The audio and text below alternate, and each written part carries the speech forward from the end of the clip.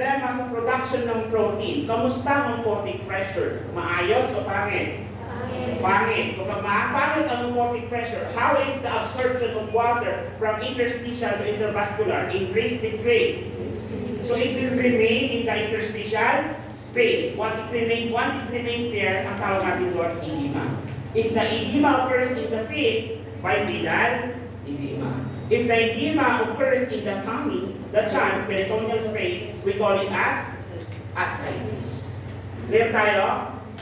Kapag iyon may ipon sa ating lungs, pulmonary edema. Are we clear so far? If it happens, or the edema, the filtration, the infiltration of water happens in the periorbital area, we call it periorbital edema. Clear? So pare-parehas po sila ng scenario. Sir, bakit ko dinidiscuss yan? Balik tayo dito. So upon exposure of the patient with specific allergen, for example, any environmental factors, the body will release immunoglobulin IgE. It will now be then what? Combined or bind with other chemical mediators such as your basophils. These chemical mediators will now release your histamine, causing now vasodilation. So since may vasodilation tayo, luluwag ba ang daan ng tubig? Yes. May stretch po ba yung cell wall? Yes. Pag may stretch yung semi-permeable, magiging permeable. Can the fluids pass through the membrane? Will it go to the interstitial space? Hence, it may lead to the formation of edema. Are we clear? Yes. Are we clear? O, umpisa pa lang yan. Introduction pa lang. Kasi mamaya, i-relate natin yan sa mga sakit. Okay tayo. This is an example of your atomic dermatitis reactions. Atomic dermatitis reactions. Okay, pusin tayo mga kapatid. Another signs na pwede natin makita sa may mga allergy is yung tinatawag na urticaria. Have you heard of this? Yes, urticaria, siguro iba sa inyo nakaranas na nito. Tinatawag din po sa pangalang hives. Okay, ano na? Hives. So your hives, common ito. Who are Ilocanos here? Are you familiar with supot-supot? Yes, sir. Ayan, relate na kayo. Supot-supot, urticaria. Hindi mo sinasabi ng supot-supot ay urticaria. Okay. But the type of lesions that supot-supot has is an urticaria. Are we clear? Hives po siya, di ba? Pwede ba nangyari ito kapag ikaw ay nakagat ng bee sting? Yes. Kapag may sting ng allergen, for example, tamo ko sa diba? Kahit talanggam, MNI, fire ants. Nakagat ka naman ng fire ants, try mo nga. Babayaran ito sa YouTube ka ito. Ilagay mo yung pao mo sa bahay ng fire ants. Try lang natin kung magkaka-urticaria. Tapos nagkaroon ka ng hypersensitivity reaction, nagkakasok ako. Did you get it? Ipakukulong mo ba ako? Yes! Kaya naman talaga na gusto talaga ako mapahama. So again, urticaria is also known as hives, and comparing this to atomic dermatitis, this is a contagious reaction against systemic allergens occurring in atopic people. This is characterized by transient wheals, comparing sa atopic kanina, halos walang wheel, di ba? Halos walang flaring. Ito, may transient wheals that vary in size and shape and may occur all over the body. So develops rapidly after exposure to allergens, usually within minutes. Okay? And histamine causes localized vasodilation, causing now edema, transudation of liquid, which is wheel, and flaring. Flaring is basically a dilated blood vessels at the edge of each wheel. Okay? And histamine is responsible for the pruritus associated with the lesions. Okay? So kaya ang mga lesions natin is makate. O, balikan ulit natin kanina. Ganyan din ba ang nangyayari? Ano number 1? Exposure to the allergens. After that, IgE will be released and be binded with other chemical mediators. Then histamine will release, causing the vasodilation. The vasodilation, since vasodilation, ang laman po ba ng blood vessel natin is blood? Yes. What's the color of blood? Red. Kapag may sudden flash of blood, for example, yung sudden flash of blood, pumunta sa mukha, nagpa-flash ka ba? Yes. The formation o yung flashing, okay, yung pag-iba ng kulay is actually erythema. Clear tayo? Yes. Okay? Okay, pagmumula ng inyong sugat, ng infection, or ng madaming part is your because of vasodilation. Kasi nga, daming concentration ng blood doon sa area. Because of the increased concentration of blood, and since blood is color red, it will make the pigment red. Hence, may erythema tayo. Then tayo? Yes, so aside from the edema, erythema will also occur. Now, is that escape of fluid because may increased permeability? Yes, pag mataas ang permeability, mag-escape ang fluids, pwedeng magpunta sa underneath the skin, transportation of fluid ang tawag doon, will. So, will. Kasi will ba yung magbibigay ng jacket? Yes. Kuya Well, 5,000. Bigyan ng jacket. At saka, cherry. And clearing are related blood vessels on the edge of the wheel, which is actually still a product of the presence of your histamine. Clear? Now, histamine is responsible for the pruritus associated with the lesions. Now, so for us to inculcate this in mind, let me show you what is urticaria. So basically, na-magnify lang yan. So para yung nakatang lang lang, biglang nag-bulge. So, wheel. Okay, there's a formation of wheel. And if the wheel is more macular, mas malalaki, ang tawag natin dyan is urticaria or hives.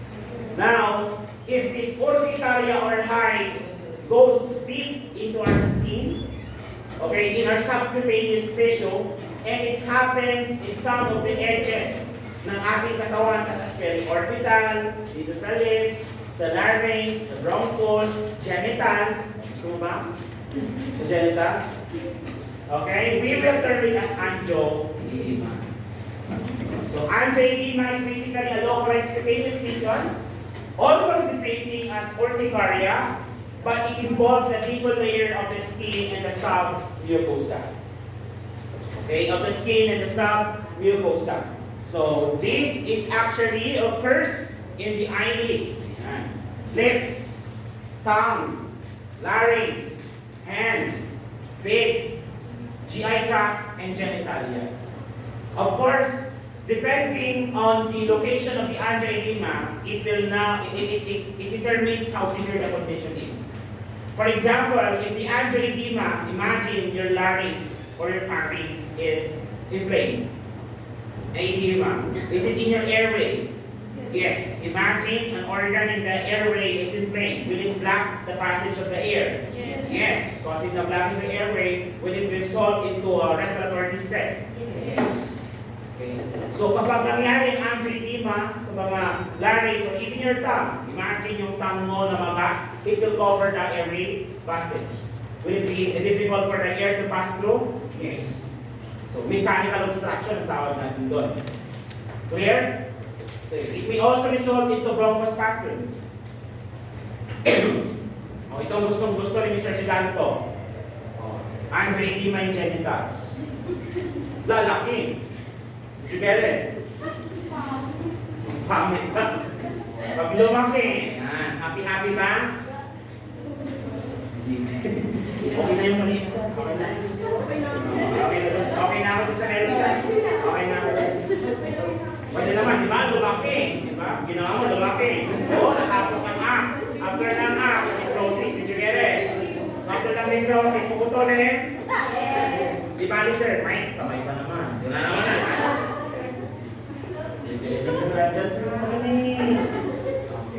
Then, dilation and engorgement of the capillaries secondary to the release of histamine cause diffuse swelling.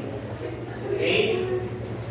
And lesions may burn, sting, itch, and can cause acute abdominal pain in the GI tract. In some cases, it may cause bleeding, okay, which may lead to gastrointestinal bleeding.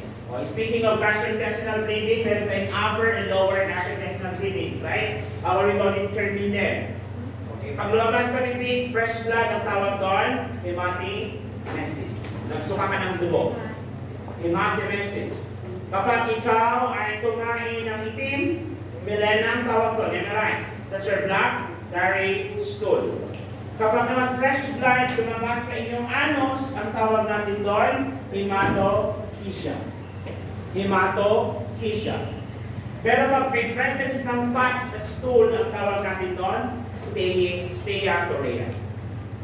steatorrhea. So again, nagsuka ng dugo, ano tawag doon? Vomiting of blood, hematemesis, lactary stool, melena, fresh blood sa stool, hematochezia, fats in the stool, steatorrhea. Nakuha mo ba? Steatorrhea. Steatorrhea. Hematochezia is the fresh blood. Okay? Swelling may occur suddenly or over several hours and usually lasts for 24 hours. So that is your angioedema. Okay? Angioedema. So basically, para din siyang urticaria, the only difference is that it dips into the submucosa and it can affect some of this area, the eyelids, lips, tongue, larynx, hands, feet, GI tract, and genitalia. Do you have any questions so far? I need a response. Do you have any questions so far?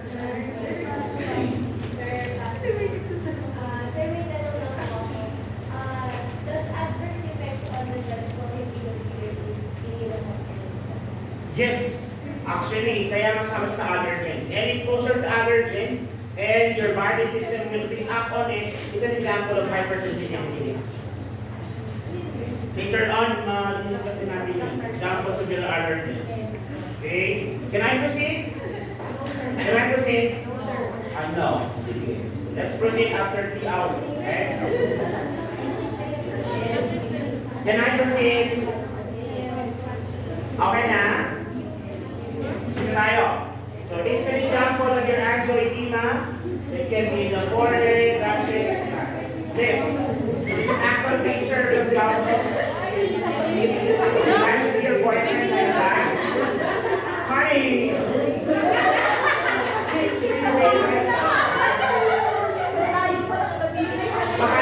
baka naman ang tingin lang sa sarili. Medyo nadala siya doon sa moment.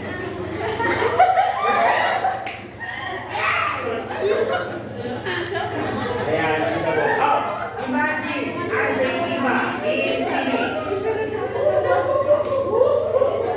Imagine, angioedema in labia. Kanina tahong lang, naging talawa. Okay? Hindi talaga gising na gising si Librero. Okay? Can I proceed? Ano talaga? Let's go now to type 1 hypersensitivity reactions. Okay? Discuss natin si anaphylaxis and allergic rhinitis. Would you like to have a break?